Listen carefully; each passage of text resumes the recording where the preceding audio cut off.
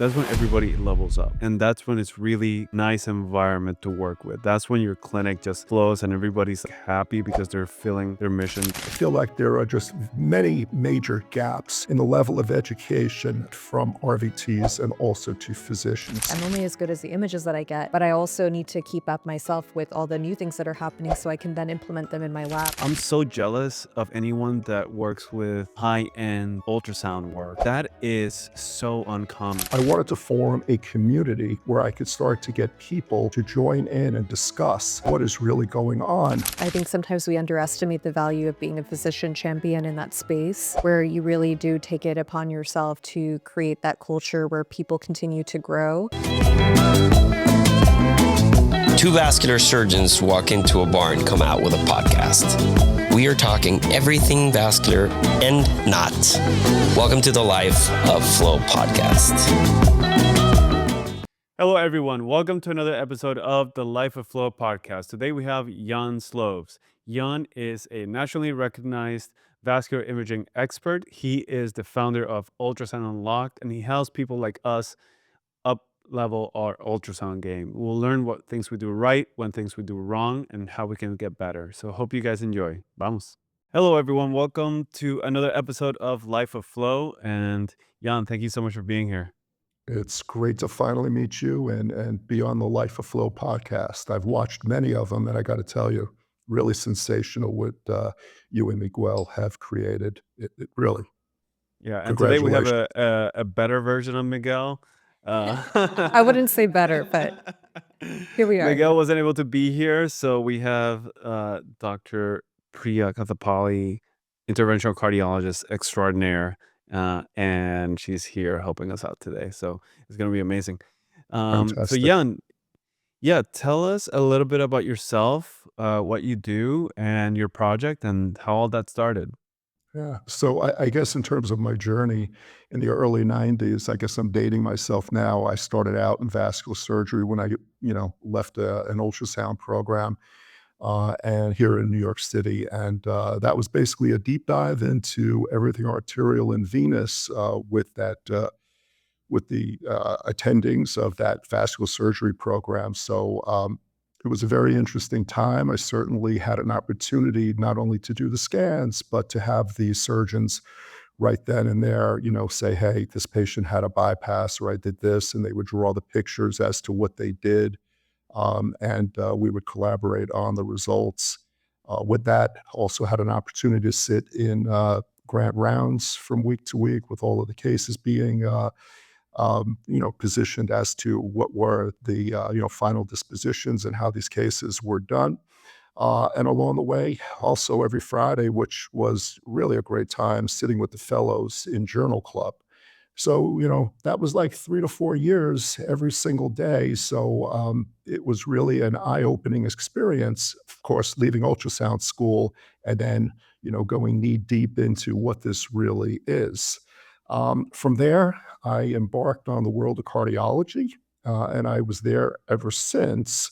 And that happened at around 1999. There was a point in time I did a lot of echo. I probably estimate I've done 20 to 25,000 of them. But a good majority of the work I've done is in the vascular space. Again, basically head to toe imaging, all vascular beds. I have recently made a decision that I didn't want to be in the academic world anymore, and I now work in an OBL here in New York, and that's been great. I don't miss all the politics and everything that goes along with being at a large institution. I feel like I don't need that. Been there and done that, and I could write definitely a book on that piece. So I am enjoying my time. Over the last 2 years, I've developed a program and a website. It's called Ultrasound Unlocked. And, I've done a lot of consulting across, the years, but I got to the point where I feel like there are just many major gaps in the level of education, be it from RVTs and also to physicians. So I wanted to form a community where I could start to get people to join in and discuss what is really going on wherever they may be across the globe. And as a result, I've been putting out, I think I'm at about 50 some odd weeks now where I've, put out a newsletter, which comes out every Sunday. And it's everything vascular, head to toe. It could be ultrasound, it could be a syndrome, it could be a certain disease, or how to, interpret a finding. So I kind of mix it up across the board, whatever kind of comes up each week. And I've gotten a lot of great response from that. And as a result, through the LinkedIn platform, I've had people join worldwide, which has been extraordinarily exciting to have so many folks come in and embrace this project. And in there, I've also recorded a lot of cases across vein and artery.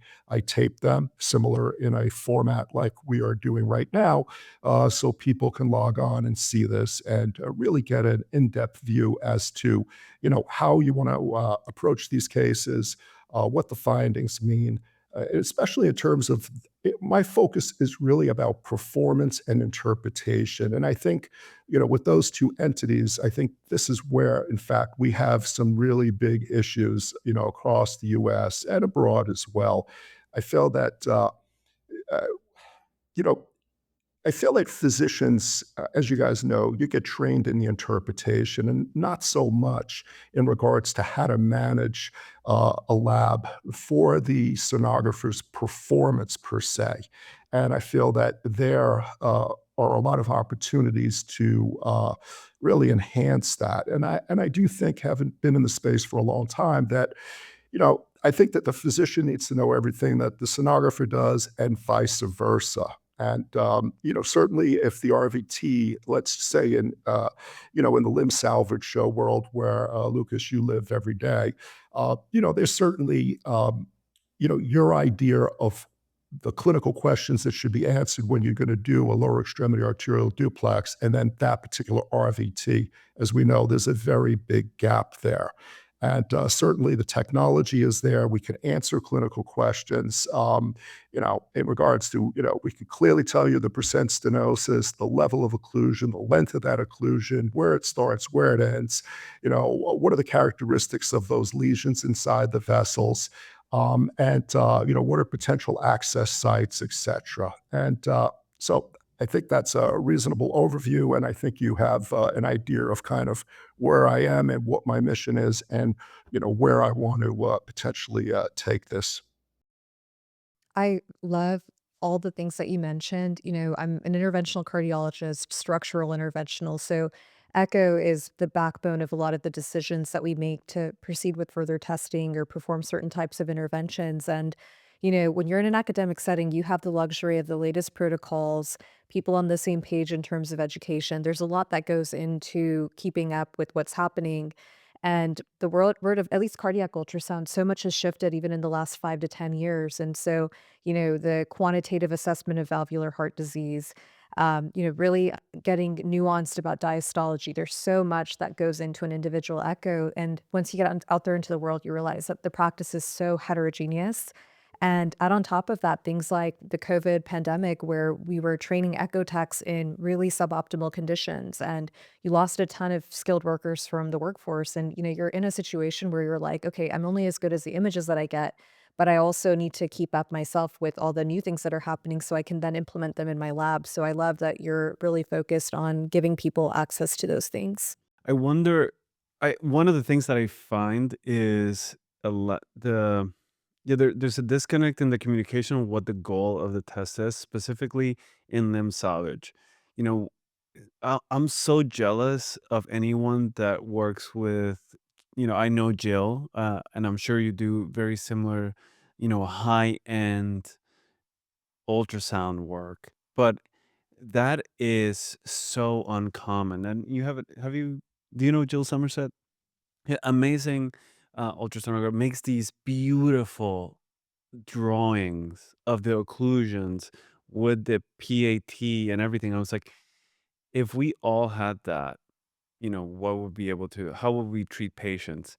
But there's that Jill has that communication. She's established, she knows, when I've worked in places where the RVT is next door and we are on a first name basis, and I just tell them, hey, on this guy, this is what I'm looking, this and this woman, this is what I'm looking for. And then over time they go into the notes, and they know me, they know my patterns.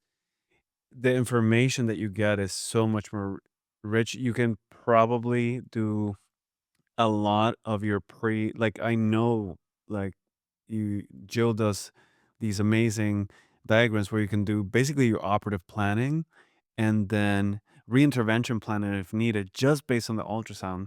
So there's a humongous gap, just because I think that part of the communication is not even taught, not even expected to be there.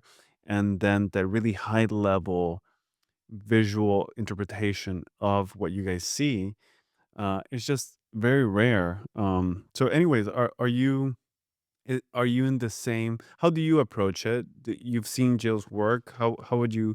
I Jill and I are pretty close, and we speak on a regular basis. In fact, this is hot off the press. I just wrote a pretty impactful lower extremity arterial protocol paper. Jill's on the paper, along with a close friend of mine, Dr. Nico Slabropoulos, who I'm sure you're probably familiar with his work.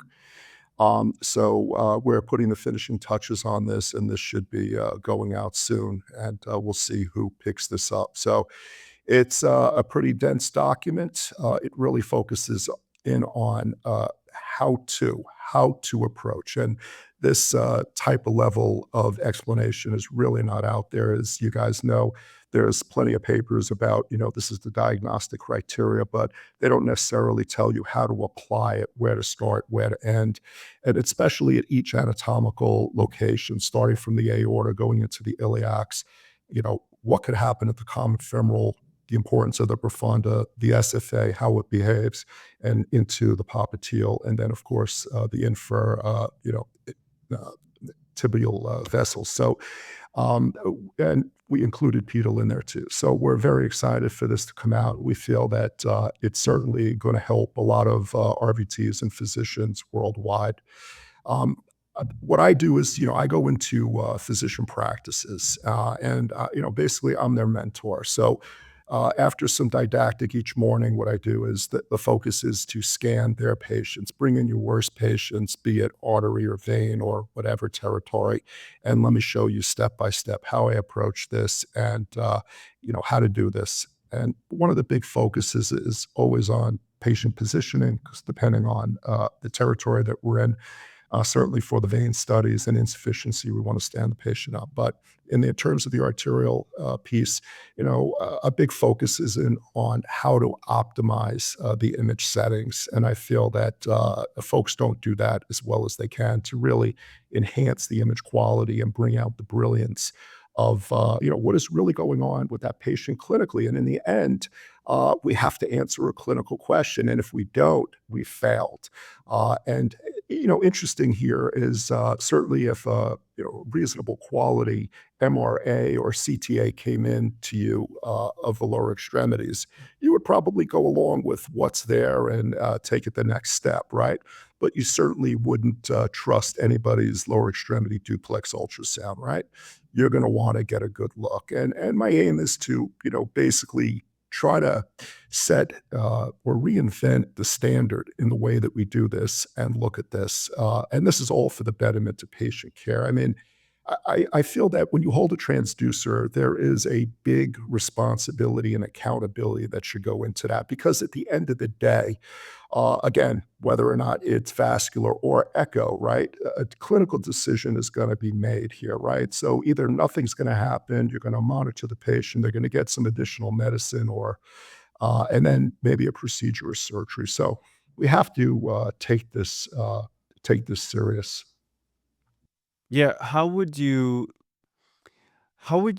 what in your ideal situation, how would you get involved with a practice, as far as like training their staff? And if you could talk a little bit about how do you also retain your staff? Like, if, being an RVT, being in all these different scenarios, what kind of work environment would you think that most RVTs would want to work in? And then how often should we bring someone like you, someone like Jill, to first give an introduction into like mastery, because you guys do, there's RVT, there's normal technique, and then there's like Jedi mastery, which is like what you guys do. And then how often do we bring you back to make sure that the new people come up to standard, and then the people that have been there, you know, get a refresher? Right. So great questions. We got a couple of things in there. So, in regards to how people usually find me, they find me on the social media platforms, or I speak at conferences, and then it kind of starts from there. They book a discovery call, and at that point, I kind of discern what exactly their issues are. Typically, it's inconsistent studies. It's studies that have to be repeated.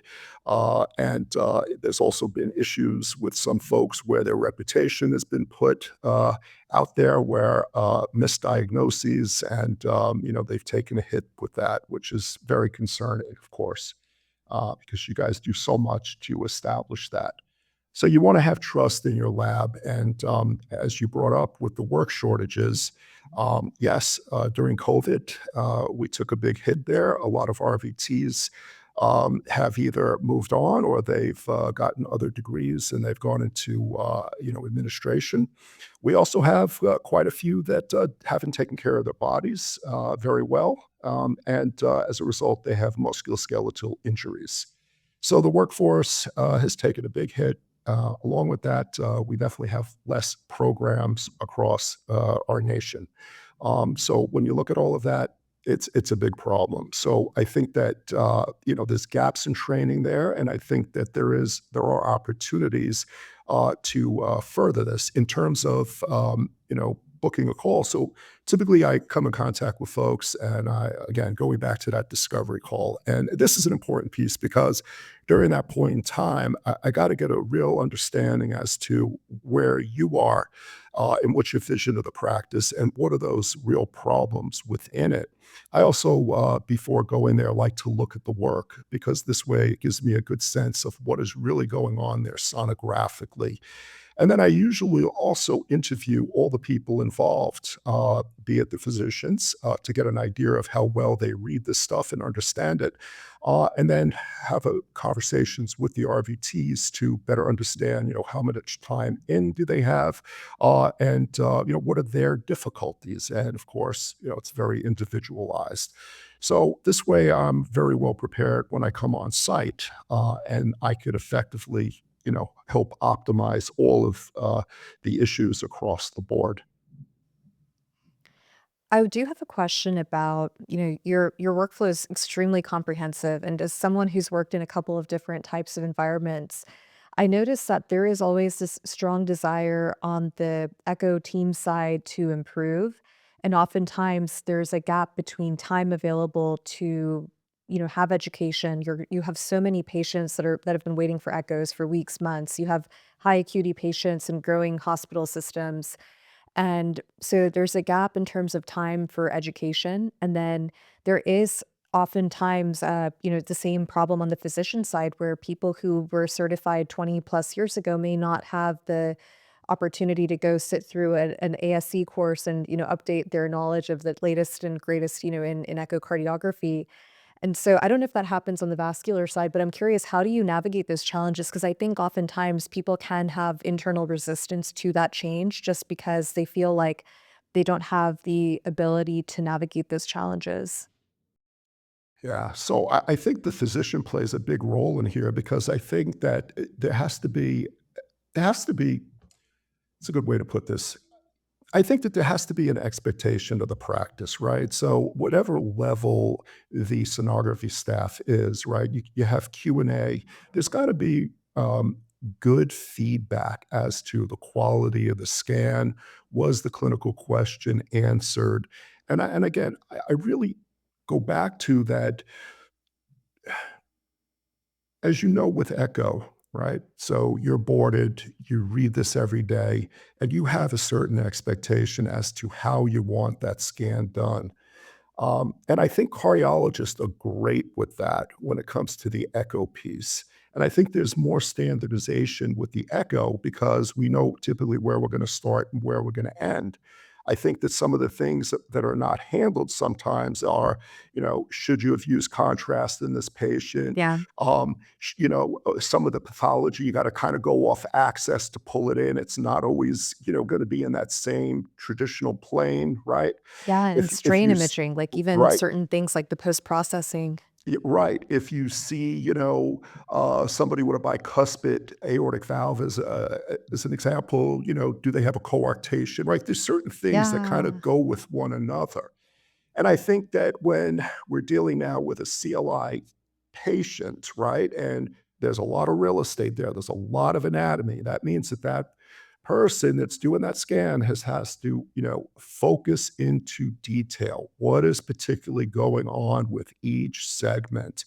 And it requires like you got to be dialed in, you know, and you can't skip any parts, and you got to understand, what that image is telling you from a grace, perspective in regards to, what is the diameter of that vessel, what's inside that vessel, what does the waveform look like, why is that waveform changing, and it's the echo thing. To me, it's like it's related very much because I've done both, but yet they're so different. And again, I really think it all comes back to that. I think the physicians that are involved in that run their labs, they have to make time to give back to their staff to teach them, and they should have a morning meeting. They should show them the procedures. They should highlight where they nailed it, and they also have to show when they failed, and you learn from that. I think that's a really important note for us. Like, I think sometimes we underestimate the value of being a physician champion in that space where you really do take it upon yourself to create that culture where people continue to grow alongside you. I think that's very, very important and very well said. Yeah, can you dive into that a little bit more? I'm sure you've seen a bunch of practices. I'm sure you've seen people do it really well and people not so well. So based on your experience, what you've seen, walk us through the people that are doing it really well. How do they interact with the RVTs? What type of meetings they're having? What type of feedback they're giving them? How's that interaction? Okay, so I could tell you from my old practice per se, every other week we would meet at 7:30 in the morning, and we would do an hour. So let's say it was an arterial intervention. So they would show the films, they would show exactly what they did, and then we would open up the arterial duplex. And at the end of the day, we create drawings similar to the ones you're familiar with Jill. Ours are a little bit different, but it's essentially the same thing. And, again, we want to compare. Did we meet the mark? Were we accurate in what we depicted, during that scan? On the In the pre-intervention study? Exactly. So we want to benchmark that. So did the pre-scan correlate with that angio and those findings, right? That's ultimately what we want. We've had a lot of issues on the vein side, right? So, and I'm sure once upon a time you may have, been into that arena, Lucas. So, you want to do a superficial. So here's a patient with, an 8 millimeter GSV that's grossly incompetent. The patient's got, below knee, big cluster of varicose veins, right? So, it's one thing to say that the vein diameter is this, the reflux time is that, and the approximate length of a leg is X, right? But it's another thing to detail in the scan, as well as in your drawing and communication of those findings, that that vessel is tortuous, that patient had a previous superficial thrombophlebitis, so there's fibrosis in there. This is not a straightforward case. You may have to get multiple access points, right? And what I be it arterial or vein, I mean, nobody wants a surprise when you get that patient on the table, right? You want to know before when you decide how much time you're going to allow, what equipment you need, and then insurance approval and all the rest. Like, you want to know what you're getting yourself into. And you also want to set the expectation for the patient, right? That this is what I think we can deliver. This is going to be the desired result. And this is the plan, right? Is this going to be a one-shot deal? Are we going to have to stage this and bring it back? So again, it has to be, I think if you're doing it right, again, I use this word detail, but it's about paying attention to detail, getting it right for the patient. So again, to cap this piece, I feel that for the programs that are doing it right, the doctors are vested in this. They take interest, and they are actually looking at the scans. They should know what they're looking at. They should know how to apply the diagnostic criteria for whatever vascular bed that's in, and they should have dialogue with the RVTs. And the RVTs should feel that there's an open door policy that they can go to them and say, hey, this is what I'm seeing. You know what? I think that this is a bit non-diagnostic.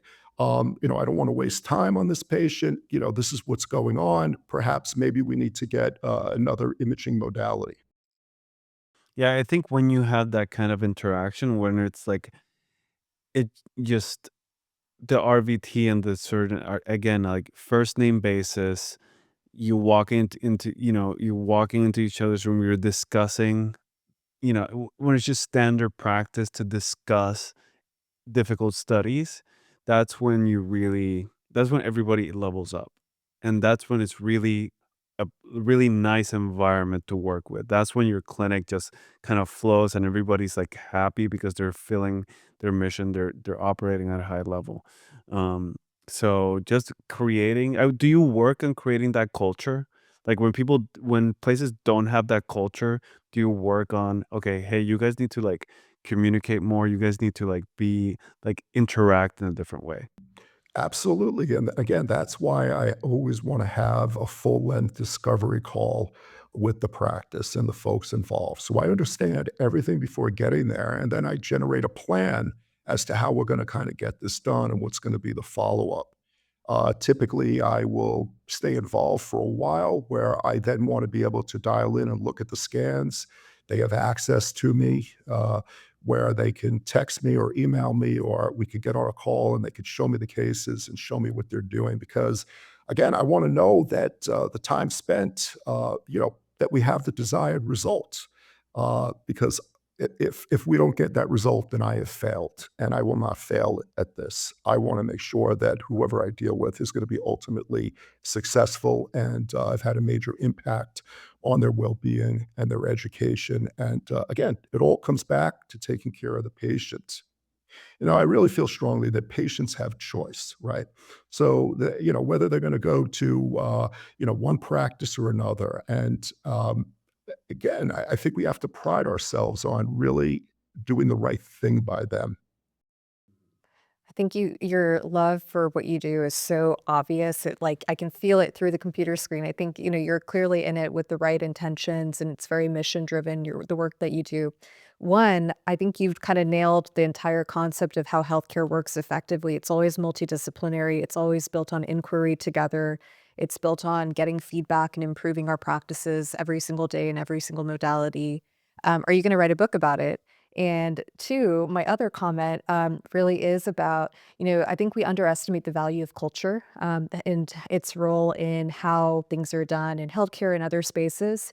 Do you ever have discovery calls where you have a very different impression than the actual reality when you walk in the doors? And how do you deal with that? Because sometimes people can't see the problems that are right in front of them and they may represent a very different setting to you. Well, that's a great question that you just put out there. And the answer to that is yes. And, it's about perception. And, the docs see it one way. And then when I get there, the sonographers see it another way. So I guess just to kind of open this up, I go places and, in the cardiology world, as we typically have the hydraulic beds.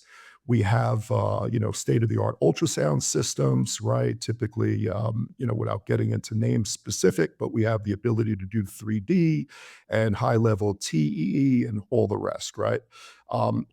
But on the vascular side, somebody goes and buys a $10,000 little laptop and they think they have state of the art and they want to know why they can't see the iliac veins with great detail or, the iliac arteries or the renal arteries and things like that. So I go into these environments where there's definitely equipment issues.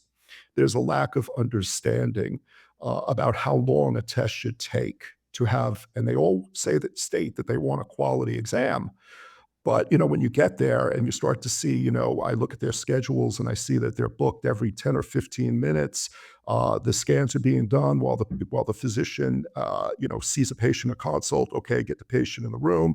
What's going on there? I mean, you're not going to do an effective scan in 10 or 15 minutes. You're just not. And document it and create a preliminary report. It's not going to happen, right? I also see, and I'm sure Lucas has seen this in his career.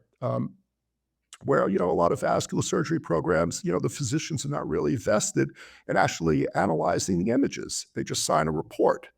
And again, I have a big issue with that. I don't think that happens as much. Well, it certainly didn't happen in my cardiology world that I was in, because the physicians read every single echo, and they took it extraordinarily serious to read that carotid, read that DVT study, question things, that group, specifically did everything from a cardiac standpoint, peripheral arterial and peripheral veins. So, they were not your ordinary practice per se, but what they did on a very high level, and they took it seriously. Um, so I just think that across the board, there's a lot of opportunity for improvement in the way that all of this is done. And I think that the reality is, if you're going to sign up with me and bring me in, I mean, you got to come to the grips where, like, I know what I'm looking at, and I could talk this with anybody, and I can scan anybody, anywhere, anytime. It doesn't matter on what the situation is. So, we're going to come to the bottom of it. But, you have to have the willingness to change and basically see, the benefits of this, and want that improvement for your practice. What's your um how are you approaching PATs? I've talked to Jill, and I'm a fan, and I think it has a big role in peripheral vascular disease and treatment. How are you incorporating it? Where do you think it should go? What are you recommending people to do? Well, look, I've read everything that Jill has put out. Again, I'm a huge fan, and I think she's done an incredible job with putting this together, and how this is taken off worldwide is just really unbelievable. And I'm so happy for everybody that's gotten involved and who also has embraced this.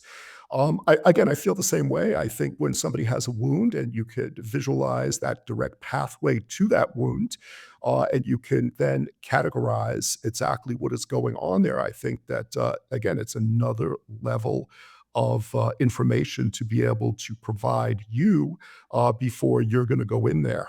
And again, I think it's excellent. Do I feel that every single patient that walks in the door needs it? No. But I do think for those patients that come in and they have an ischemic foot, or they have a wound or a toe or whatever, yeah, it's the first thing that we do. When do you think it's not useful?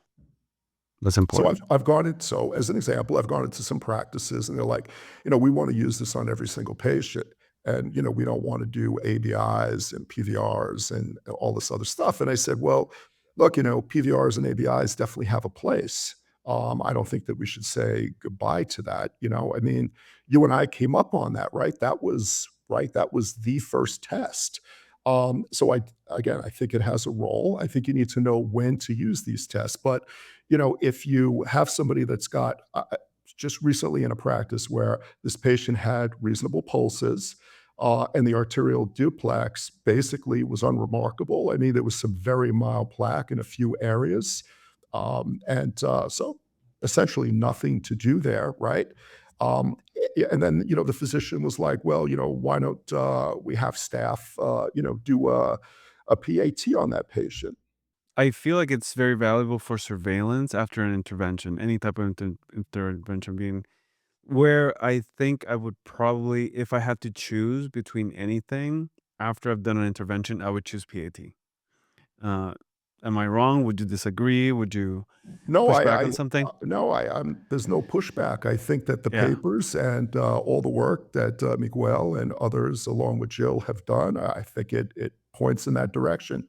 It's easy to do, and it gives you very valuable information. Anything else that you think we should know, like how, as far as where things are going? Where do you think ultrasound is going? Where do you see it being? Like, do you see any interesting technologies now with like AI, or anything new that you're excited about?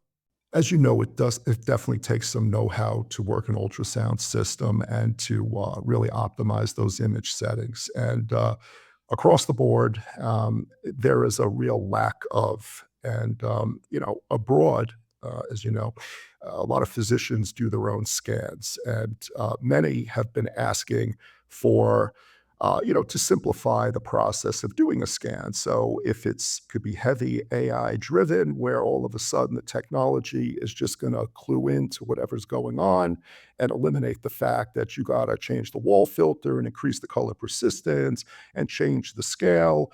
Not only change the scale. Let's say you're doing a CLI patient, and you're in a very low flow state, and you got to decrease the scale, right, to be able to detect that flow. But when you decrease the scale, you're going to have a lot of color flash. So at that point, you got to also decrease the color gain, right? And you may have to increase the color persistence. So just as an example, these are steps that have to be taken, again, in my opinion, if you're doing it right, to really enhance that scan and show what's going on clinically.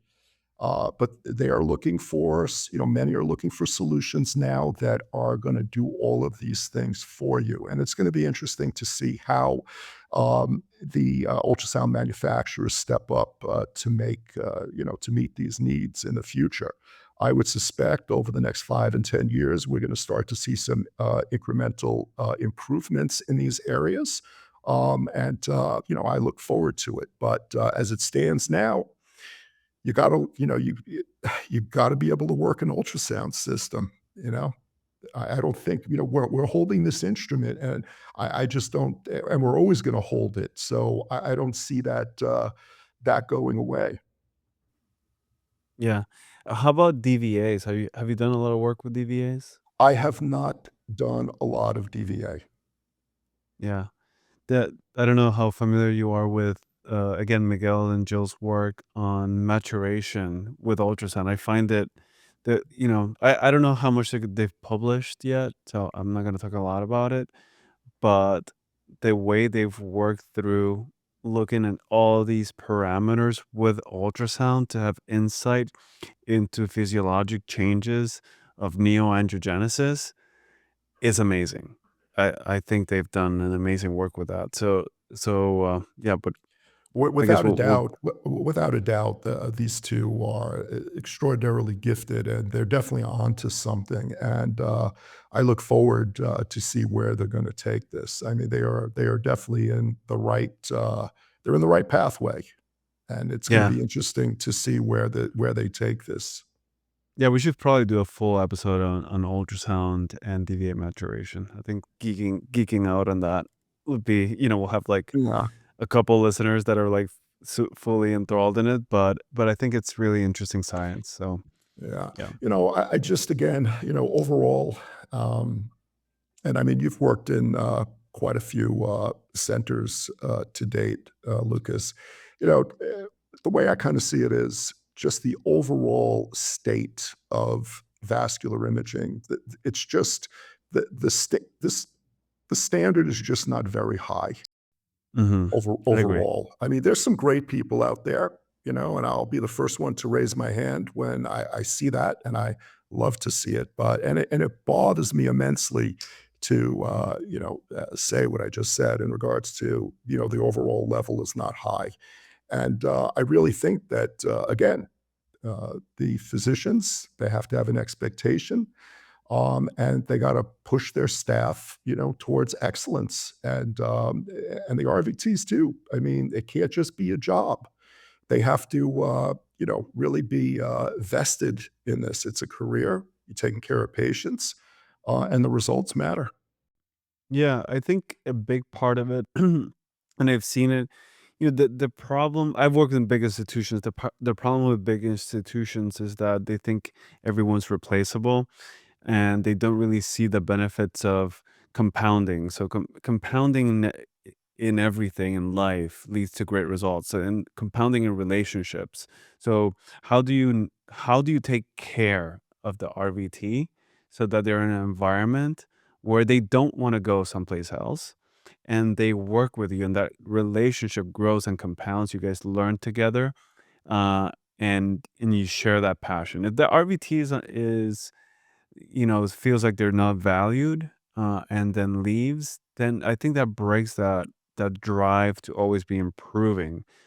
So that's I think one thing that you probably could bring a lot of value in is yeah, protocols, standardizing technique, but okay, like how do you modify the culture? How do you nurture your RVT group so that they love their job, they love working with you, so that you learn over time and bring great care to patients? Yeah, well, you just nailed it right there. I mean, this is what it's all about. And every time somebody leaves, money is spent, time is lost. It costs money to go and hire somebody and find them and vet them and then train them. Right? Yeah. So it's a problem. I think that institutions and private practices would be better served if they gave them a competitive, salary to start, Mhm. and, again, they invested in them and they trained them and they really put together a great environment for them to thrive in. One thing that surprises me, and I should have been more cognizant of this because I'm very focused on cath lab injuries, ergonomics, those kinds of things. And I never thought about it in the context of someone who's doing repeated scans tens of thousands of times over their career. And so, what are some things that people who are in that work environment can do, or how can we support them to make it safer for them from a physical standpoint? Well, again, you have to have the ergonomic equipment, right? So it starts with a hydraulic table. Typically in the echo world, right, we have those cutouts, whether you scan righty or lefty in the lab, and you typically sit next to the patient. So, again, I found that always to be comfortable. I think on the VASC, and certainly you have an ultrasound system that has a big screen and a carriage, and it moves different ways. So regardless of the sonographer's body habitus, you can make that work. But in the world of vascular, many of us scan all over the body, and we scan. Some of these patients are enormous, and you don't have that ultrasound system that moves. It's stationary.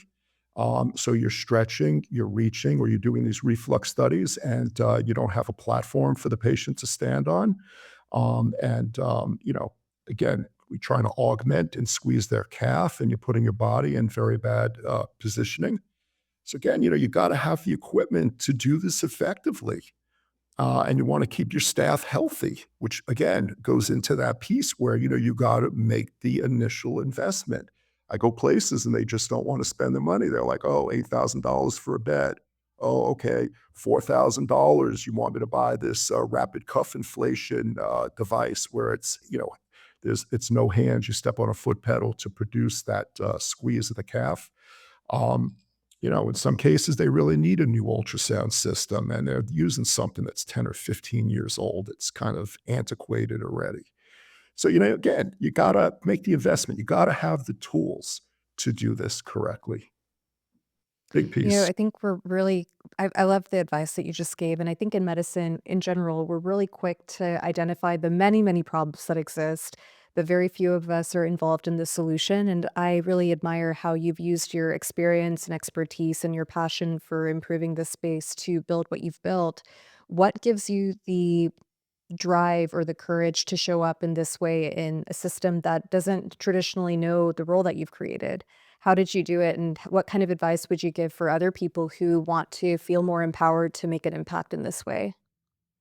Well, I am very passionate about what I do. I mean, I can't even believe I get paid to do this. I mean, I love it so much every day, and I love it to the point where it just feels like I just started, and I'm hungry for the knowledge. And I'll tell you, on a weekly basis, I'm constantly learning and looking up something, or I put a lot of cases and read a ton of articles and put them up on LinkedIn for everybody. So again, you got to have.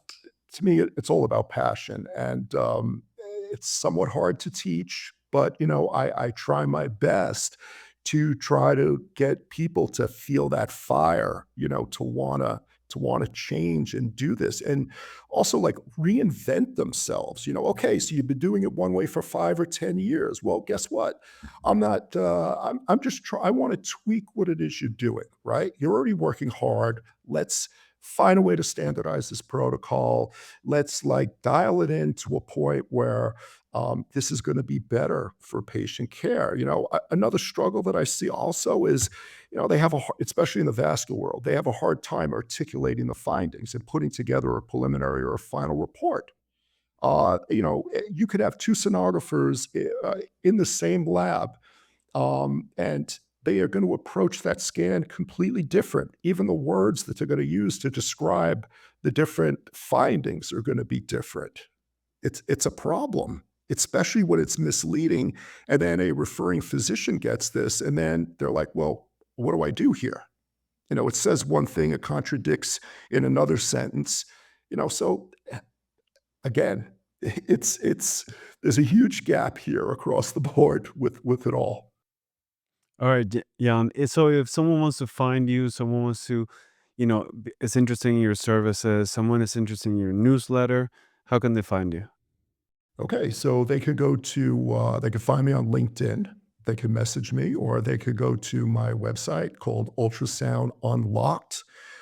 They can contact me through there and book a discovery call, and we can then, discuss the nuances of their laboratory. Awesome. Awesome. Well, thank you so much for being here. I hope our listeners reach out to you, and we'll look forward to having you back on. Thank you so much. Really appreciate the time. All right, brother. Vamos.